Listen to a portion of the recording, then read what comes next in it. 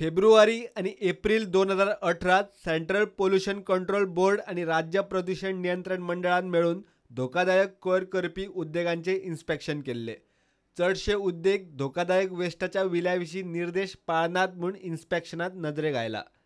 आता केंद्रीय प्रदूषण नियंत्रण मंडळान गोयच्या बोर्डाक निर्देश दिल्यात. प्रदूषण नियंत्रण मंडळान सगळ्या उद्देगांचे इन्स्पेक्शन करून कारवायेचो रिपोर्ट दिवचो म्हूण सांगला.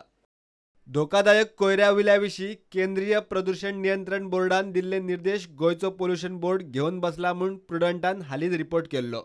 आता राज्य प्रदूषण नियंत्रण मंडळ आणि गोवा वेस्ट मॅनेजमेंट महामंडळ, इंडस्ट्रियल वेस्ट मॅनेजमेंट असोसिएशन आणि घातक वेस्ट लँडफिल ऑपरेटर मेळून एकठांय इन्स्पेक्शन करतले. ही टीम गोयच्या सगळ्या घातक वेस्ट तयार करपी युनिटांचे इन्स्पेक्शन करतली. त्या खातीर बेंगलोरच्या पॅराडायम एन्व्हायरमेंटल स्ट्रॅटेजीस प्रायव्हेट लिमिटेडाक सल्लागार एजन्सी म्हूण नेमल्या.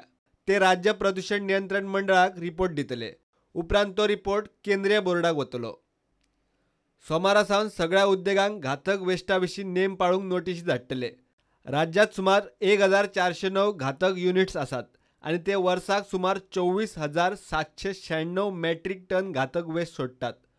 सुत्रां सांगतात त्या प्रमाण ह्या उद्देगांचे स्क्रॅपवाल्या कडेनूच रॅकेट चलता. भायले भायर डिस्पोज, विलो लावपाची आनी कटकट ना. प्रुडंटा खातीर सिनियर रिपोर्टर महेश गाडी.